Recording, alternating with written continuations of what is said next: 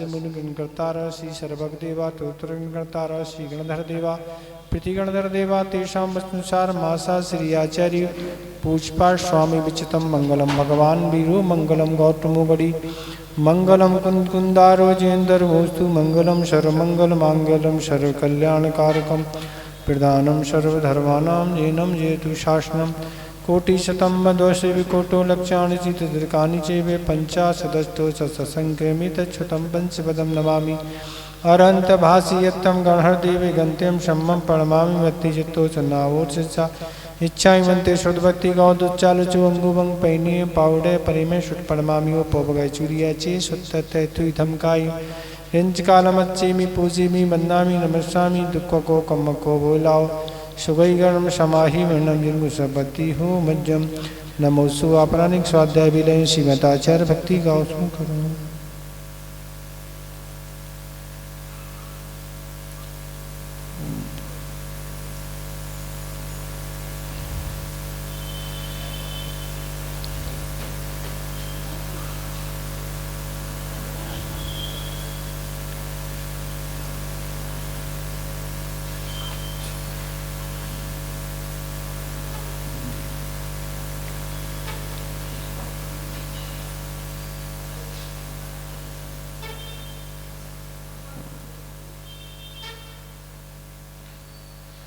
सुत जलदि पार्गे बासु परमत विभावना पटुमतेभ्य सुचरित तपो निदेभ्यो नमो गुरुभ्यो गुरुभ्य छत्तीस गुण समग्र पंच विहाचार करण संदर्शे शिष्याण कुशरी तंबारीशया वंदे गुरुवत्ति चंजमेड़ तरंती संसाय शायरम घोरम छिन्नति अट्टकम्मम जमर्णम न पाविन्ति हे नित्यं वितरन्त हो नृतादयानाग्नि होत्राकुला षट्कर्मा वीरतास्तपो धन्दना साधु क्रिया साधुवा शील प्रावरणा गुरुपहणा चंदाचति जुदका मोक्ष द्वार कपाट पाठम टापीरन्तु मां स्वधवा गुरवा पंतो नित्यं ज्ञान दर्शन नायका चारुतण गंभीरा मोक्ष मारो देश का इच्छायन्ते आरति गौदचालचो समनान संयुक्तान पंचव्याचारम आयदियारम आराधि सुनानुपदेशाणम उज्जयाणम तिलकुल पारायणम सबसाणम सेंज कालमंचीमि पूजेमि वन्दामि नमस्यामि दुःख खो कम्म खो बोलाओ शुगैगणं क्षमाहि वर्णं जिन्मुषपति हो मज्जम यस्य स्वयं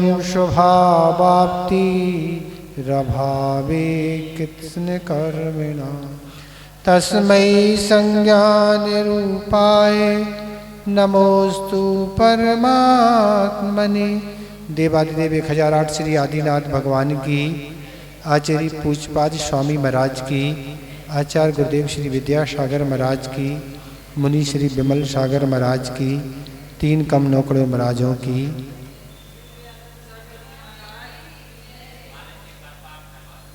हैं पाठ आप लोग करो ना। आप लोग नहीं पढ़ पाते क्या? हैं आप लोग नहीं पढ़ पाते? पढ़ लेते तो क्या करना? पाठ करना है तो आप पढ़ोगे कि हम साथ में पढ़ेंगे? हैं साथ में पढ़ेंगे तो क्या पता पड़ेगा? साथ में पढ़ेंगे तो आप क्या पढ़ रहे हैं हमें क्या पता? हम पढ़ेंगे आपके साथ तो कोई पता नहीं लगेगा ना।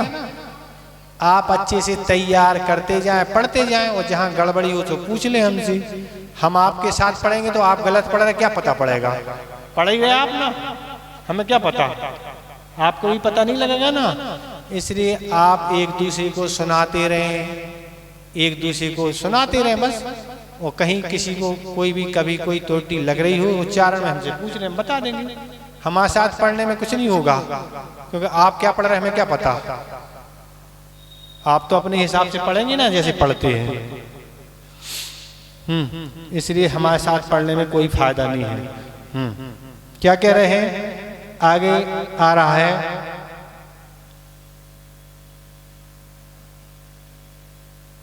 आचार्य महाराज ने कल मोह की बात बताई थी। तो आचार्य महाराज कह रहे हैं कि वह जीव अगर मोह से ग्रसित हो जाता है तो वह जिसका ज्ञान मोह से आच्छादित ज्ञान है, आत्मा के वह स्वभाव को नहीं जानता है, तो ऐसे व्यक्ति का ज्ञान मोह से मलिन हो जाता है तो उसकी बुद्धि कैसी हो जाती है? जो व्यक्ति मोह से ग्रसित हो जाता है वह पदार्थों को किस रूप में स्वीकार करता है, उसके लिए यह आचार्य महाराज 8वां श्लोक दे रहे हैं कि उस व्यक्ति की बुद्धि कैसी हो जाती है। इसका उच्चारण करें। बपुर बपुर गृहम गृहम धनम धनम दाराह। दीर्घ और विसर्ग दोनों हैं, अच्छे से पढ़ना है। दारा पढ़ेंगे तो विसर्ग नहीं होगा। दाराह दाराह, दीर्घ भी है और हा का विसर्ग के कारण उच्चारण करना। दाराह बपुर गिरम धनम दाराह बपुर गिरम धनम दाराह। पुत्रा पुत्रा मित्राणि मित्राणि शत्रवः शत्रवः। पुत्रा मित्राणि शत्रवः पुत्रा मित्राणि शत्रवः। सर्वथान सर्वथान, वैसे इसमें स्वराघात करें तो अच्छा रहेगा। सर्वथा न्यस, ऐसा पढ़ेंगे। सर्वथा न्यस तो स्वराघात हो जाए। सर्वथा न्यस सर्वथा सर्वथा न्यस न्यस शुभावानी शुभावानी। सर्वथा न्यस शुभावानी। अगर ऐसा पढ़ेंगे सर्वथा सर्वथान शुभावानी तो स्वराघात नहीं हो पाए। इसे स्वराघात करना। सर्व ना को स्वराघात करना ही नहीं ना का स्वराघात होना ही नहीं।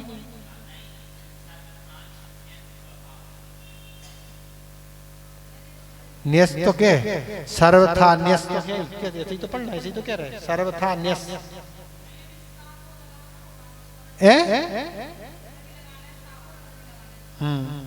सर्वथा न्यस, ऐसे तो पढ़ना। सर्वथा न्यस स्वभावानी। मूढ़ा मूढ़ा, इसमें विसर्ग। मूढ़ा स्वानिप प्राका सुराघात। स्वानिप स्वानिप प्रपद्यते प्रपद्यते। मूढ़ा स्वानिप प्रपद्यते मूढ़ा स्वानिप प्रपद्यते। करें उच्चारण।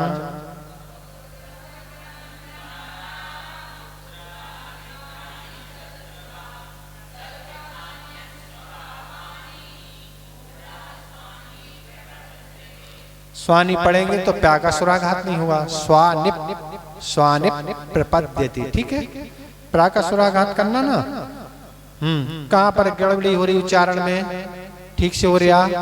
कौन से चरण में आपको उच्चारण में दिक्कत हो रही? ठीक हो रहा सभी जगह? कहीं कोई गड़बड़ी तो नहीं है? ये तो बन गया सर्वथा, ठीक है। सर्वथा न्यस सर्वथा न्यस स्वभावानी। ऐसा भी पढ़ते, कोई लोग सुराघात नहीं करते। सर्वथान ऐसा पढ़ते। सर्वथान स्वभावानी, इसमें सुराघात नहीं हो रहा, इसलिए ऐसा सर्वथा न्यस, ठीक है। कहीं दिक्कत तो नहीं है। एक बार चारों चरण हम पढ़ रहे, आप सुन लें, कहीं त्रुटि हो तो सुधार लें। बपुर गिरहम धनम दाराः पुत्रा मित्राणि शत्रुवाः। सर्वथा न्यस स्वभावानी। मूढ़ा स्वानिप प्रपद्यते।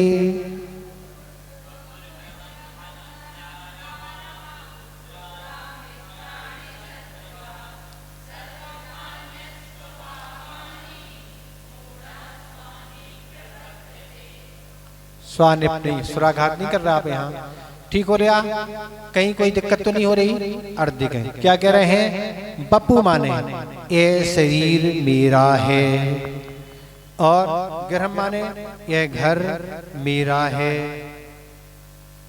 धनम माने ये धन मेरा है। दारा माने यह पत्नी मेरी है। पुत्रा माने यह पुत्र मेरे हैं। मित्राणी यह मित्र मेरे हैं। शत्रुवा एवं शत्रु यह मेरे हैं। सर्वथा अन्यश शुभावानी सब तरह या सब प्रकार से आत्मा से भिन्न स्वभाव वाले हैं। आचार्य महाराज कह रहे हैं ये मूल व्यक्ति क्या मानता है, एक चीजें क्या है, ये सब आत्मा से भिन्न स्वभाव वाले हैं। फिर भी क्या कह रहे हैं, मूढ़ा स्वाने प्रपद्यते, जो मूढ़ है मूर्ख है वह ये सब जीव को अपनी आत्मा ही समझता है। तो इसमें आचार्य महाराज कहने वाले हैं कि मोह से जब ज्ञान मलिन हो जाता है इस संसारी प्राणी का, तो वो क्या कहता है, ये शरीर मेरा है। जो शरीर अपना मानता है उसको आगम में कहा बहिरात्मा। ठीक है, तो इसलिए कह रहे हैं कि ये शरीर ही आत्मा मानता है वो तो ये कह रहे हैं शरीर मेरा है।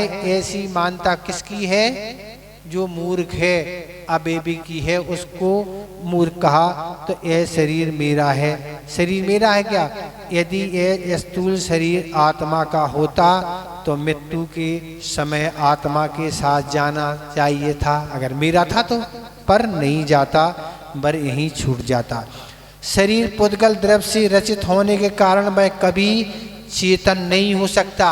शरीर कभी चेतन नहीं हो सकता और मृत्यु हो जाने पर शरीर को जब जला देते हैं तो उस समय उसे कुछ भी दुख नहीं होता। देख रहे हैं आप, शरीर तक जब शरीर में जब आत्मा रहती है थोड़ा आपको कष्ट हुआ आप उचक जाते हैं, पर जब शरीर से आत्मा निकल जाती है आप उस शरीर को कितने ही कष्ट परेशानी पहुंचाओ उसमें कुछ भी नहीं होता। तो इसलिए ये क्या है, मूर्ख व्यक्ति ऐसी मानता है, अबेकी जो मोही प्राणी क्या मानता है, ये शरीर मेरा है, शरीर नहीं है, शरीर एक इंद्रिय है और हम क्या है, पंचेंद्रिय, हम आत्मा हैं, हम एक इंद्रिय। तो जड़ शरीर जड़ है और मैं चेतन हूँ। शरीर शरीर है यह ज्ञान तो सही है, शरीर शरीर है यह ज्ञान तो सही है, ये शरीर मेरा है ऐसा समझना मोह है। शरीर ये शरीर शरीर है ये तो इसमें कोई ठीक है, पर शरीर मेरा है ये मोह हो गया। तो मेरा नहीं महाराज किसका माने, तो अपना नहीं है, ये आत्मा का नहीं है। तो परिणाम पूर्व मोह संस्कार का ये कारण है, शरीर मेरा है, इसकी ऐसी धारणा बनी हुई है, इसलिए शरीर की संतति होती मिलती।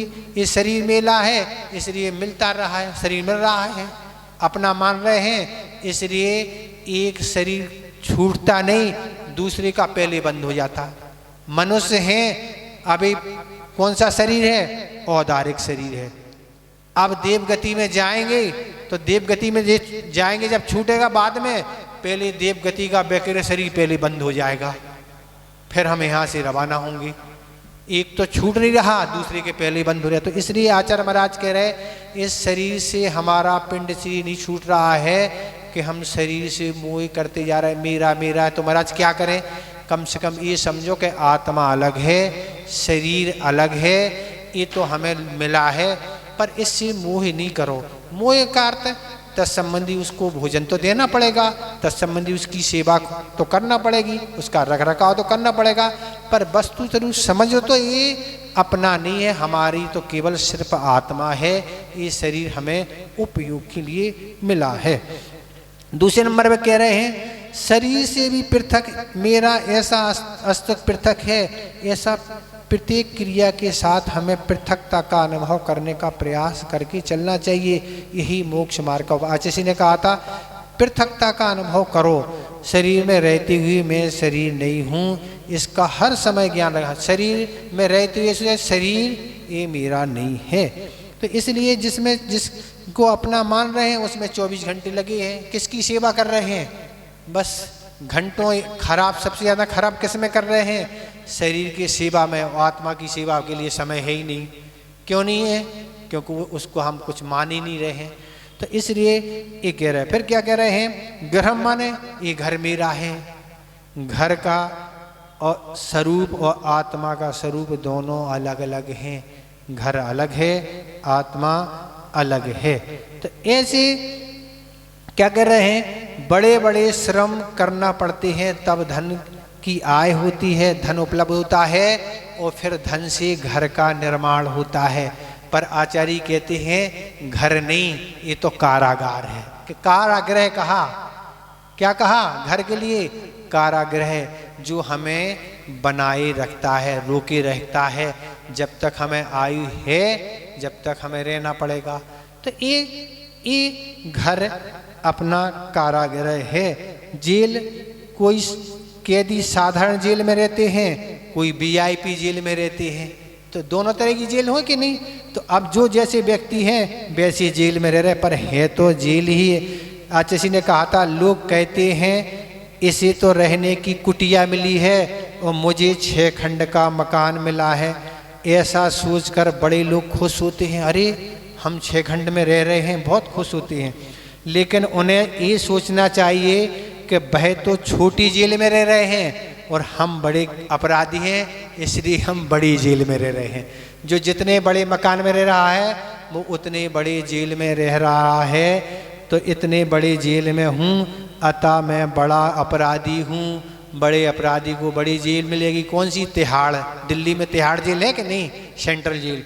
तो ऐसे जो बड़े कैदी होते हैं उनको वहाँ रखा जाता है।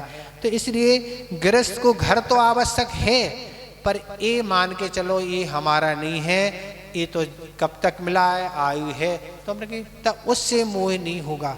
अब मोह भाव कैसा होता है कि घर को अच्छे से अच्छा आज बनाया जाता। आवाज स्पष्ट आ रही कि नहीं, भर रहा तो नहीं रही, समझ में आ रही।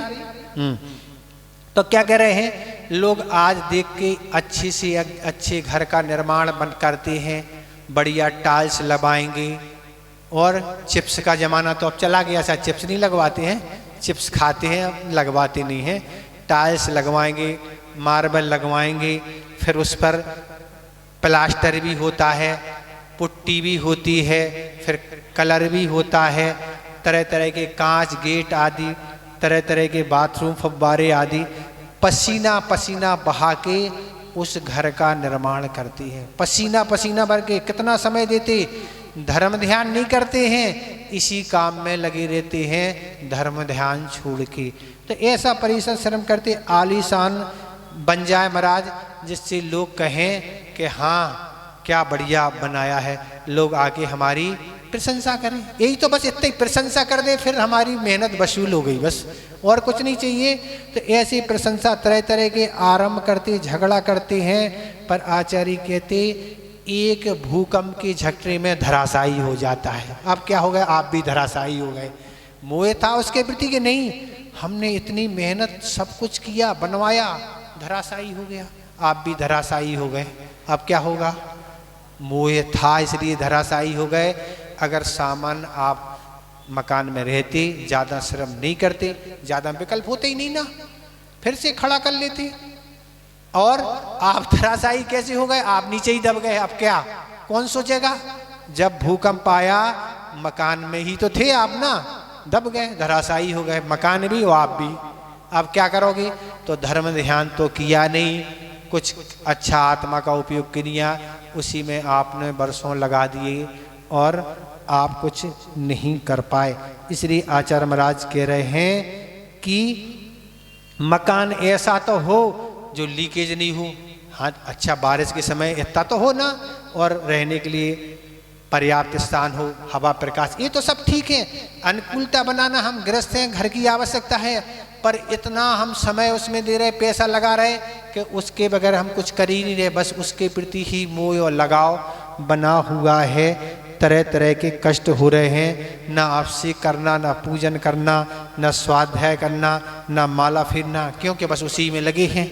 और अगर कोई देखने आ गए तो घंटों उसी को दिखाने में लगे हैं, भैया हम वहाँ से ये लाए, वहाँ से ये लाए, यहाँ से ये लाए, फिर ये हमने लगाया, ये लगवाया। अब आप उसको धर्म ध्यान मानोगे क्या, धर्म ध्यान है ये क्या। तो अब कहते लोग हम महाराज व्यस्त हैं, हमें समय नहीं है। व्यस्त क्या, इस काम में व्यस्त है ना आप। तो ये कह रहे हैं धनम माने और मूर्ख क्या धन अपना मानता है। हमने बहुत श्रम करके धन कमाया है, हिंसा झूठ चोरी सब कुछ की है, मायाचारी की है और खूब कमाए अपना मानता है। सब कुछ छोड़ के क्या कर रिया, रात्रि भोजन का भी अब कोई फिक्र नहीं है, क्योंकि ग्राहक जा रहे हैं, समय पर भोजन नहीं कर सकते। तो इस तरह से पसीना बहाते हैं, तब धन आता है। और चोर डाकू जब घुसते हैं तो लगता है हमें तो ले जाओ, पर धन नहीं ले जा सकते। वो कहते हम तो 2 ही ले जाएंगे, तुम्हें भी और धन को ले गए। तो आचार्य कहते ये तुमने धन के प्रति मोह किया, क्या हुआ, धर्म ध्यान से छूटे और आर्य ध्यान किया। आर्य ध्यान का परिणाम कहाँ जाओगे पता नहीं। तो ये धनम मेरा, ये धन नहीं है। दारा माने ये पत्नी मेरी है, तलाक दे दिया, अब किसकी है पता नहीं, मर धोखा दे गई। आज की तो पत्नियां और हैं, बताते कुछ समय रहती हैं और जो कुछ तुम्हारा है सब ले जाती हैं। अब क्या, अब रोते रहो। तो इसलिए क्यों, मरण हो गया तो रोते रहो। इस तरह से पूर्व पुण्य से संयोग आदि मिला है, तो है धर्म ध्यान अच्छे से मिलके करो, ज़्यादा मोह नहीं करो। गृहस्थ है तो आवश्यक है, गृहस्थ नहीं हो तो कहाँ क्या करोगे, कौन रोटी बनाएगा। तो इसलिए ये अपनी नहीं है। पुत्र माने ये हमारे पुत्र हैं, मित्रा माने ये हमारे मित्र हैं, हम इनके बगैर रह नहीं सकते, इसी में रात में रहते हैं। शत्रु माने ये शत्रु मेरे हैं, शत्रु कोई नेता है, कर्म ही हमारे शत्रु हैं।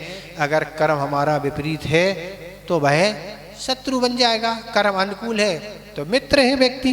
तो ऐसे एक समय के लिए मित्रता है, सभी की वर्षों से मित्रता है, कोई बात को लेके थोड़ी सी ऊंची नीची हो गई, बस वह शत्रु बन गया। वह मित्र था जीवन भर, पर थोड़े गड़बड़ से बस अब क्या है, जो पोल पट्टी थी सब खोल दी, तुम्हारी खोल दी मित्रता की जो पोल पट्टी, अब शत्रु बन गया। अब आपको मिटाने का पूरा पुरुषार्थ चल रहा है, तो वही शत्रु बन गया। जिसको तुम आज तक मित्र कहते हो, वह और आप तुम अब क्या हो गए, अब एक दूसरे को देखना पसंद नहीं करते। ये कसा है ना, अनंतानबंदी क्या है, 6 महीने से ऊपर चला गया बैर, तो अनंतानबंदी कसा है। अनंतानबंदी का अर्थ सम्यक दर्शन है ही नहीं। किसी से 6 महीने से ऊपर बैर नहीं रख सकते। अगर बैर है तो क्या है, बस अनंतानबंदी। अनंतानबंदी मतलब अनंत संसार का बंद करने वाली है, उसको अनंतानबंदी कहते हैं। सब करते रहो और सम्यक दर्शन है ही नहीं, बैर बना हुआ है। तो अभी 10वें श्लोक में यह विषय आने वाला है, वहाँ इसकी व्याख्या करेंगे। शत्रुवा और सर्वथा अन्य स्वभावानी, ये सब प्रकार से अन्य स्वभाव वाले हैं। ऐसा मत सोचो क्या है, ऐसी कहो पत्नी आदि धन, ये हमारी आत्मा से सब क्या है, अन्य स्वभाव वाले हैं। हमारी आत्मा का स्वभाव अलग है, ज्ञाता दृष्टा स्वभाव है, और इन पदार्थों का स्वभाव अलग है। इनका स्वभाव अपना स्वभाव नहीं, इनका स्वभाव अपने से भिन्न है। ऐसा अब ये क्या है महाराज, क्या है, फिर सब छोड़ दे, घर भी खाली कर दे रहे, पैसा भी ले जाओ भैया, और क्या, ना मित्र है ना कोई शत्रु है। तो व्यवहार दृष्टिकोण से ये मानने योग्य है, पर निश्चय दृष्टिकोण से ये क्या है, हमारे नहीं है। निश्चय में तो हमारी आत्मा के अलावा हमारा कुछ नहीं है। विवक्षा लगाना पड़ेगी, पर विवेक रखना पड़ेगा कि हमें धन कितना आवश्यक है। धन ज़्यादा रख लिया, दुश्मन 1000 इकट्ठे हो गए, चोर डाकू हो गए। चोरी कौन करेगा, जब कुछ होगा जब ही तो ना, कौन वो आपको देने आ रहा कुछ। तो ऐसी स्थिति बनती है। विवेक से काम करेंगे, मानता से करेंगे, तो सब कुछ अच्छी से निर्वाह होगा। अगर इसी में हम मोह करते रहेंगे तो हमारा संसार बढ़ता रहेगा, बढ़ ही रहा है ना। तो ये कह रहे हैं, ये निश्चय से मेरी आत्मा ही मेरी है, शरीर व्यवहार से निश्चय से आत्मा ही मेरी है। ये अन्य स्वभाव वाले हैं, वह आपके लिए अन्य स्वभाव वाले ही प्रतिभाषित हों, उसे अपने आसमाव मत करो। तो इस तरह से ये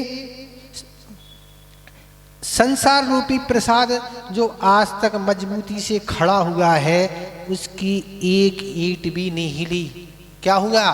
संसार रूपी महाप्रसाद खड़ा है, उसकी एक ईंट भी नहीं हिली। अर्थात जो मोह है पर्वत पूरा ज्यों का त्यों बना है और बढ़ रहा है, कमजोर कहीं से हो नहीं रहा, क्योंकि मान्यता बदल नहीं रही है। मानता यही है सब अपना है जो है, और पड़ोसी का आ जाए ना, अपना तो अपना है ही, दूसरे का भी बोल जाए। झगड़े क्या हैं? घर घर के बंटवारे आदि होते हैं, बैर दुश्मनी बढ़ जाती। किस? जड़ धन के कारण। उनने इतना ले लिया, उनने इतना, बस शत्रु तैयार हो जाते हैं। अनंतानंदी तैयार है, अब कहाँ सम्यक दर्शन रहा ना। तो इसलिए प्रत्येक जन्म में उसे सुरक्षित रखने का प्रयास चलता रहता है। विषय कषाय रूपी रसायन का प्रयोग किया जाता है, जिसके द्वारा मजबूत बना है। मोह के कारण संसार मजबूत बना है। संसार नष्ट करने के लिए कोई उपाय है ही नहीं महाराज, सब चल रहे हैं। तो इसलिए कह रहे हैं मूढ़ा स्वानी प्रपद्यते, मूर्ख प्राणी इनको अपनी आत्मा ही समझता है। ये समय हमारी आत्मा है। मूढ़ किसे कहते हैं? जिसे 100 पर का विवेक नहीं है, उसको मूढ़ कहते हैं। जिन्हें अपने आत्म स्वभाव का और शरीर आदि पुद्गल पर्यायों के स्वभाव का ज्ञान नहीं है। ये शब्द बहिरात्मा शब्द का पर्यायवाची है। बहिरात्मा है जो शरीर को ही अपना मानता, बहिरात्मा है। शरीर हो चाहे पर हो, अपना मानना ये बहिरात्मा का लक्षण है। मूढ़ का अर्थ मोही है। इस तरह से ये आपका श्लोक हो गया। ठीक है, ज्यादा इसमें समझने की जरूरत नहीं है। ये तो आचरण परक श्लोक हैं। अपनी धारणा को बदलना होगा कि हम, ये शरीर हमारे नहीं है, ये तो मिला है, संसार में है, हमारी तो आत्मा है। और यथा योग उसकी सुरक्षा भी करना है, भोजन भी देना ना। उपास कराएंगे तो चक्कर आने लगेंगे, यहीं गिर पड़ोगे ना। तो इसलिए भोजन भी देना आवश्यक है, घर भी आवश्यक है, पर ऐसी धारणा ना हो कि मेरा है। धन है तो धन भी आवश्यक है, और पति पत्नी भी आवश्यक, पुत्र आदि ये सब चीज़ें आवश्यकता हैं। पर ये धारणा बनाओ ये सब मेरे नहीं हैं, हमसे सब भिन्न है, हमारी तो सिर्फ आत्मा है। इस तरह यह आपका श्लोक हो गया। इसमें अगर आपको कुछ पूछना हो तो पूछ लें, और नहीं पूछना हो तो फिर कोई बात ही नहीं। ठीक हो गया? श्लोक अच्छे से समझ में आ गया। ये मोही प्राणी की दशा क्या होती है? मोही प्राणी की यही दशा आचार्यराज ने बता दी कि जो अपना नहीं है वो सब कुछ अपना मान रहा है, और जो अपना है उसकी कोई चिंता नहीं है। आत्मा अनादि काल से कष्ट उठा रही है, सो उसकी कोई फिक्र ही नहीं है। और शरीर को थोड़ी सी तकलीफ हो, बस तुरंत उसका प्रतिकार करना, उसकी अनुकूलता बनाना। पर आत्मा तड़फ रही है, सो कोई चिंता है ही नहीं ना। तड़फने दो महाराज, आत्मा अलग आप ही तड़फ रहे ना। अभी तो हंसी खुशी से हैं, जब जिस आयु का बंद होगा वहाँ जाना होगा, फिर क्या होगा महाराज? कौन कौन कौन आवाज़ सुनेगा? यहाँ तो पड़ोसी रिश्तेदार आ जाते बुलाने पे, भैया में तकलीफ हो रही आ जाओ। वहाँ कौन? वहाँ तो सभी तकलीफ में हैं। कहाँ? पता है आप कहाँ की बात कर रहे हैं, आप समझ जाएंगे। हैं? बुरा ना मानो, होली है, होली में सभी तकलीफ में है, कौन किसी की सुनेगा? इसलिए आपको होली ना मनाना पड़े, आप तो अच्छे से सावन दीपावली मनाएं तो अच्छा रहेगा। स्वर्गों में दीपावली और सावन मनाया जाता है, और नरकों में होली मनाई जाती है। होली में रहना कोई, सब लोग होली खेलना पसंद नहीं करते हैं। आप अगर सभ्य हैं तो होली में शामिल ना हो। ठीक हो गया? किसी की शंका थी कि ये 7 भय होते हैं। ये 7 भय कौन से होते? भय तो भय है, भय का अर्थ डर होता है, और भय एक कषाय है। तो ये 7 भय होते हैं। यह लोक भय क्या होता है? यह लोक भय, इस लोक में शत्रु आदि से भयभीत रहना। ऐसा नहीं इस लोक में हमारे शत्रु आदि हमारा कुछ मिटा दें, हमें कुछ परेशान करें, तो भैया शत्रु बनाओ का है? बनाओ नहीं ना। शत्रु आप बनाएंगे, आप किसी से झगड़ोगे, किसी से आपकी होगी तो शत्रु तैयार होगा। तो शत्रु कब आप पर वार कर दे पता नहीं, उसकी क्या प्लानिंग है अपन नहीं कह सकते। वो अपना का कब है अहद कर देगा पता नहीं। इसलिए शत्रु ना बनाए, किसी से झगड़ा नहीं करें, क्षमा याचना कर लें और प्रेम हंसी खुशी से रहें, सो कोई डर की बात ही नहीं। इस तरह से ऐसे अनेक प्रकार के भय हो सकते हैं में हमने रात्रि भोजन त्याग कर दिया, नहीं मिला तो ये भय भी हो सकता ना, समय पे नहीं मिला तो। अरे भोजन तो आपके साथ में है ना, जब आप चाहो जब कर लो, दोपहर में भी कर सकते ना, आपको क्या कभी भी कर सकते, आपको काहेगा भर रात्रि पानी त्याग कर दिया, ऐसा नहीं ऊपर ही चले जाएं, तो ऐसा नहीं है ना, ऊपर जाओगे, ऊपर मतलब ऊपर का अर्थ मोक्ष तो नहीं जा सकते, पर स्वर्ग जाओगे, ऊपर नरक तो नहीं जाओगे, इतना तो पक्का है ना। तो ये भय अनेक प्रकार के व्यक्ति को होते हैं, पर यह लोक भय इस लोक में अगर हमारे पुण्य का उदय है और हम अच्छे से धर्म कर रहे हैं तो इस लोक में कोई भय नहीं है। क्योंकि भय इसलिए नहीं है क्योंकि हमने धर्म की शरण ली है, हम सच्चे देव सास गुरु के भक्त हैं, और पाप कर्म भी भय हमें पुण्य रूप में संक्रमण हो जाता है। संक्रमण क्या कहलाता है? संक्रमण का परिवर्तन होता है।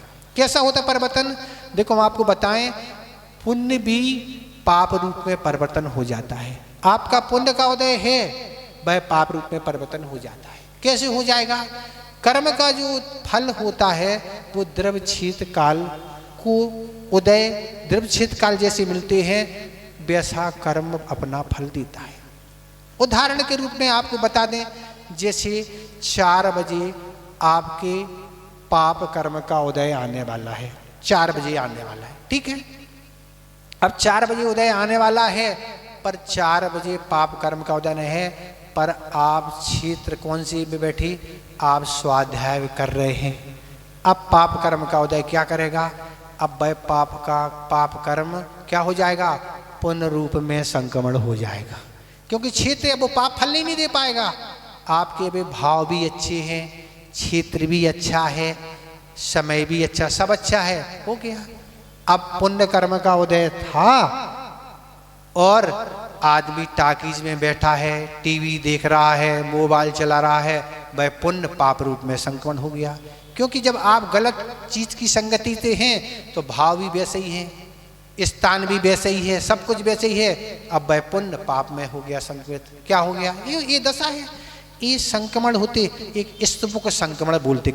स्तुवक संक्रमण सिद्धांत ग्रंथों में आता है, उदय में आने से एक समय पहले परिवर्तन हो जाता। पाप और पुण्य, पुण्य और पाप, ऐसे कर्म संक्रमण होते रहते हैं। इसलिए हम अच्छे देव क्षेत्र आदि में रहेंगे, अच्छे भाव बना के रहेंगे, अच्छे धर्म ध्यान सहित रहेंगे, वह हमें या पाप भी पाप रूप में उदय में आएगा, पर इतने हल्के रूप में निकल जाएगा, आपको पता ही नहीं लगेगा कब चला गया। और कभी कभी पाप भी ऐसी तीव्रता से फल देते हैं क्षेत्र के अनुसार कि वह थोड़ा सा था पर बड़े रूप में फल देते हैं। तो इस तरह से यह लोग परलोक भय क्या है? परलोक भय है अगले भाव में हमारा क्या होगा, हमें कौन सी गति मिलेगी, हम कहाँ पहुँच जाएं। अरे सम्यक दृष्टि हो, अगर सच्चे देव साधु भक्त हो, धर्म ध्यान करते हो, तो निश्चित है वैमानिक देवों में उत्पन्न होना कहीं जाना नहीं, जा ही नहीं सकते, पक्का है, जानिए। तो अगले भाव में क्या होगा? अगर हम डर भी लग रहा है तो डर लगने से कुछ छूटने वाला नहीं है। अगर हम सम्यक दृष्टि नहीं है, व्रतों को धारण नहीं कर रहे हैं, पुण्य नहीं कर रहे हैं, तो सोचने से छूटने वाला नहीं है, अगला भाव बिगड़ने वाला है, वो तो पक्का ही है। पर अगर हम अच्छा काम कर रहे हैं तो सोचने की जरूरत नहीं है, सब कुछ अच्छा ही होना है। कैसा अच्छा होना है? भली सीता का पाप कर्म का उदय था और राम ने भी कहाँ घनघोर जंगल में छुड़वा दिया, पर धर्म पर आस्था थी, पुण्य का उदय था, गर्भ में बालक थे, राजा आ गया, अपने घर ले गया, सब कुछ अमन चैन हो गया। धर्म पर निष्ठा थी, पुण्य का उदय था, सब अनुकूल हो गया। अंजना की वही होगी, अंजना की अनुकूलता बन गई। तो पाप कर्म का उदय होगा और हम धर्म से सहित नहीं होंगे तो क्या करोगे? सो भी आपके साथ रहेंगे जंगल में, पर पुण्य नहीं है तो कोई सहयोग देने वाला नहीं है, कुछ नहीं। घर में तो पूछते नहीं भोजन की, आदमी पुण्य नहीं है ना, तो बाहर कौन पूछने वाला है? अब तीसरे नंबर का है, अत्ताण भय, मेरा कोई रक्षक नहीं है। लोग कहते अत्ताण दिन हमारी कौन रक्षा करेगा? अरे तुम्हारी रक्षा करने वाला धर्म है, जहां भी तुम रहोगे सब जगह तुम्हारी रक्षा होगी, तुम्हें कोई आवश्यकता नहीं। मनुष्य नहीं आए तो देव तो तैयार हैं, पर आप पता नहीं लगा पाएंगे कि मनुष्य के देव। ये स्थितियां हैं। संस्मरण याद आ रहा है, आचार्य जी का संस्मरण आपको सुनाई दे, फिर याद रहा या नहीं रहे। एक आप लंच के ही सुन लें, लास्ट का तो सुनते ही हैं। संस्मरण आप सुने, आचार्य महाराज ने एक बार सुनाया था। 1979 की बात है और आचार्य महाराज किशनगढ़ मदनगंज पंचकाणा करके लौट रहे थे और पंचकाणा किया।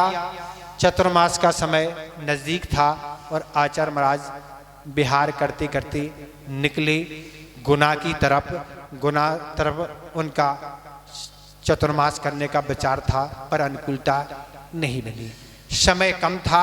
फिर आचार्य महाराज वहां से निकले थूमंजी चतुर्मास करने के लिए, और विहार करते करते थूमंजी आने में भी समय था और एक जगह आचार्य महाराज आए तो बस अब वह नगर निकल चुके थे। ये भाव था कि जल्दी से जल्दी अपन पहुंच जाएं, समय कम है, दूरी अधिक है। तो आचार्य महाराज एक घनघोर जंगल में आके रुक गए। एक दो पिची और साथ में दो चार और होंगी, तो सारे के सारे एक जंगल में रुक गए। और रात्रि होने को थी, प्रतिकरण किया सामयिक की। ना कोई पाटे थे, ना कोई व्यवस्था थी, घनघोर जंगल था। और आचार्य महाराज ने सुनाया, एक व्यक्ति आया, सिर पर पगड़ी लगाए हुए था और हाथ में बंदूक थी। रात भर खड़ा रहा, रात भर खड़ा रहा और जैसे ही सुबह हुआ चला गया और हमने विहार कर दिया। कौन आने वाला है? तो ऐसे सम्यक दृष्टि और निर्दोष चर्या के धनी ऐसे पुण्यशाली आचार्य महाराज हैं। मनुष्य तो उनकी वैयावृत्ति आदि करते ही हैं, पर देव भी उनकी सुरक्षा में लगे रहते हैं, उनकी वैयावृत्ति में लगे रहते हैं और पुण्य का संचय करते रहते हैं। चला गया। ऐसे आचार्य महाराज के कई संस्मरण पढ़ने मिले हैं कि बच्चे आदि गए, लोग गए और देखा घनघोर जंगल में बैठे हैं, रात भर नींद नहीं आ रही उनको, तो फिर तो अगले दिन चले गए, रात भर वो जागते रहे। कई संस्मरण ऐसे हैं, आपको समय समय पर सुनने मिलेंगे। चौथा, अगुप्ती भय। इस ग्राम आदि में, परकोटे आदि में शत्रु आदि से मेरी कैसी रक्षा होगी, मेरी शत्रु आदि से कैसी रक्षा होगी। शत्रु कौन है? कर्म ही हमारा शत्रु है। तो कर्म अगर हमारा अनुकूल है, भाव हमारे अनुकूल हैं, तो हमारा शत्रु भी हमारा मित्र बन जाएगा। बाड़ी में मधुरता हो तो क्या है, शत्रु मित्र बन जाते हैं, और बाड़ी में कटुकता हो तो मित्र भी शत्रु बन जाते हैं। इसलिए अपना बोलना बहुत मधुर हो, कम बोलें, अच्छा बोलें, ना तर मौन रहें, सबसे अच्छी बात है। ना कोई शत्रु ना कोई मित्र, ठीक है। शत्रु नहीं बनाना, शत्रु बनाना बहुत खतरे की चीज़ है।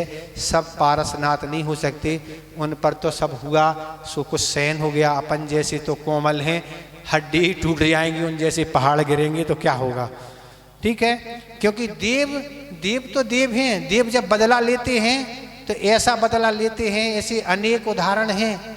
एक छोटी सी बात याद आ रही, एक व्यक्ति को दीक्षा लेना थी और उसको पत्नी से कहा कि मैं दीक्षा लेना, पत्नी मना कर रही थी और फिर भी उनने दीक्षा ले ली, वह क्षुल्लक बन गए।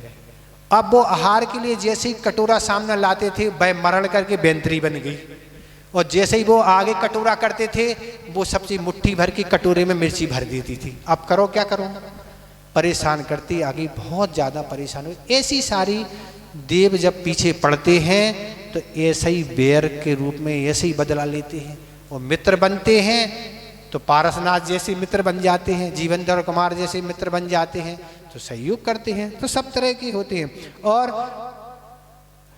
मरण भय, मरण का भय, तो मरण का तो कोई भय है ही नहीं। मरण हो भी जाएगा, अकाल में भी हो जाए पर अगर हम सही धर्म से चल रहे हैं, सब कुछ चल रहे हैं, तो हमारा मरण के बाद जहाँ जन्म होना है, आत्मा का तो मरण होता नहीं, शरीर का ही मरण होता है, तो अच्छी जगह हम पहुँचेंगे। घड़ी बहुत तेज़ी से चल रही है। और क्या कह रहे हैं, वेदना शरीर आदि में रोग आदि उत्पन्न ना हो जाए, तो आप आहार पानी व्यवस्थित करें, तो आपका रोग कहाँ से होगा ना। आप व्यवस्थित अपनी अनुकूलता से आहार करें, आप अपनी प्रकृति समझें, वात पित्त कफ क्या होते, कौन सी वस्तु ठंडी गर्म, कौन सी वात कारक है, कौन सी कफ कारक है, कौन सी पित्त कारक है, क्या कैसी है, उस संयोजन से आप आहार करेंगे तो शरीर में रोग वात पित्त कफ के कारण होते व्यवस्थित शरीर रहता है। शरीर क्या, शरीर के प्रतिकूल आप भोजन करेंगे, वो आपको दवाई मांगेगा, और दवाई आपको भोजन बन जाएगी, फिर बस साल जिंदगी भर दवाई खाते रहो। आकस्मिक रोग भय क्या होता है, अचानक कोई भी स्थिति बन जाती है, अचानक मेघ गर्जना आदि उकलापात आदि हो जाते हैं। इस प्रकार के 7 प्रकार के भय होते हैं। ये भय मानसिकता में बनाने से कर्म की उदीर्णा होती है, इसलिए किसी भी चीज़ की मानसिकता नहीं बनाएं। सिद्धांत ग्रंथ यही कहते हैं कि जैसी तुम धारणा बनाओगे वैसा नहीं होना तो हो जाएगा, इसलिए ऐसी धारणा ना बनाएं। ठीक हो गया। ये ऐसे लोग हो गया अच्छे से, इसमें कुछ पूछना तो नहीं है, आ गया समझ में। देखें अगला, अब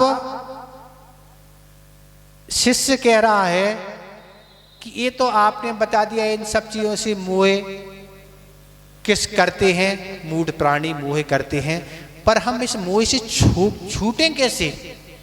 क्यों, बिना मोह छूटे संसार नहीं छूट सकता, और संसार छूटे बिना हम कष्टों से नहीं छूट सकते। एक दूसरे से सबकी कड़ी से कड़ी जुड़ी हुई है, इसलिए आचार्य महाराज वो तो सब ठीक है, आप तो ये बता दो कि हम ये मोह से कैसे छूट जाएं, कैसे छूट पाएं, बस वो उपाय बता दो। उसी उपाय के लिए आचार्य महाराज 9वां श्लोक दे रहे, इसका उच्चारण करें। दिग दिग देशेभ्या देशेभ्या खगा इत इत, अच्छे से पढ़ें, या का उच्चारण अच्छे से हो, इत नहीं, इत दिग्देशेभ्या खगा इत दिग्देशेभ्या खगा इत शंबसंती शंबसंती नगे नगे शंबसंती नगे नगे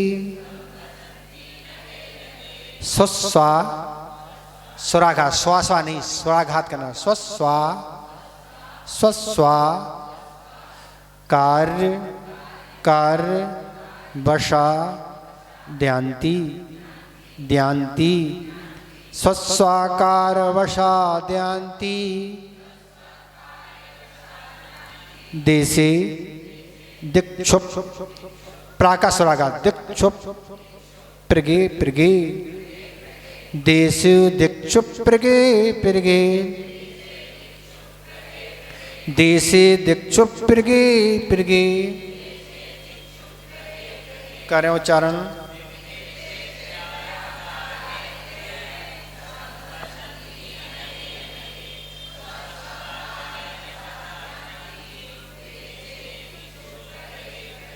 ठीक हो गया उच्चारण, कहीं कोई गड़बड़ी तो नहीं है, सरल है, वैसे तो ज्यादा कठिन तो है ही नहीं। क्या कह रहे हैं, दिग माने दिशाओं से, देश माने और देशों से, खगा माने पक्षी गण, इत नगे नगे संबसंती, वृक्ष वृक्ष पर आके ठहर जाते हैं। पिरगे पिरगे और प्रातः काल होते, 100 कार वशात अपने अपने कारवश, क्षुधा निवृत्ति आदि कारवश, देशे दिक्षु यान्ति देश दिशाएं और देशों को चले जाते हैं। इस श्लोक में आचार्य महाराज मोह जीतने का उपाय बता रहे हैं कि ये संसार का परिवार बसता है।